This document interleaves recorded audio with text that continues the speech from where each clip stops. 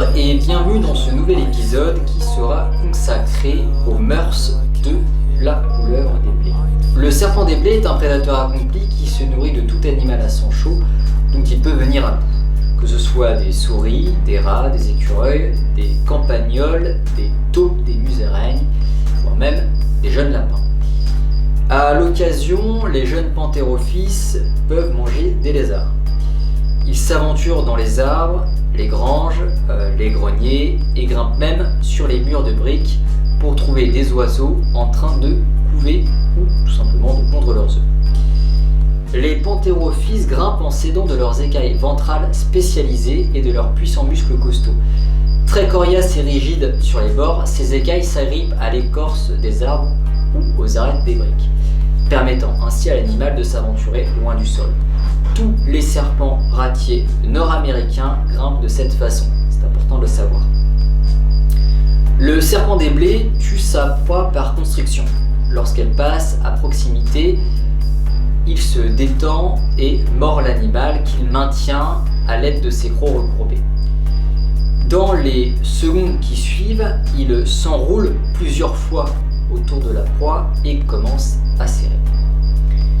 Autrefois, on pensait qu'il écrasait la proie et brisait ses os. Mais la constriction exerce en fait une pression formidable sur les organes internes de la proie et l'étouffe. Les poumons ne parviennent plus à inspirer et chaque fois que l'animal essaie d'inhaler, le panthérophys resserre sa prise. La constriction est pour le panthérophys un moyen très efficace de tuer une proie en consommant peu d'énergie.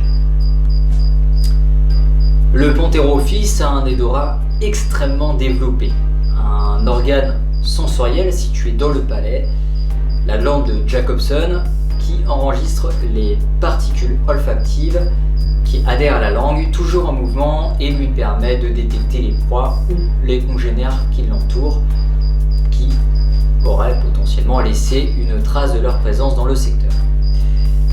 Une fois la proie repérée, il utilise sa vision sensible au mouvement pour la localiser et pour diriger son attaque.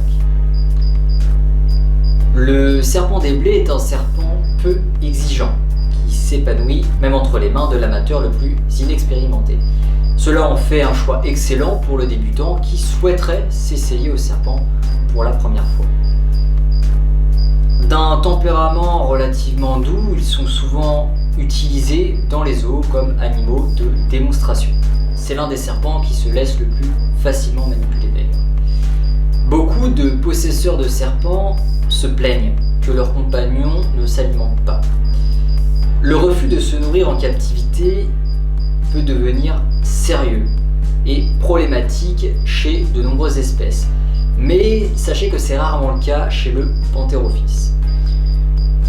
De sa naissance jusqu'à sa mort, le serpent des blés captif se nourrit avec appétit de tout animal à sang chaud qui croise sa route, acceptant même les proies décongelées comme si elles étaient fraîches, ce qui simplifie énormément le nourrissage. Les serpents des blés vivent longtemps avec une longévité record de 32 ans. Un panthérophys peut être un compagnon de longue durée. En acheter un est donc une décision majeure à ne pas prendre à la légère ou sur un coup de tête.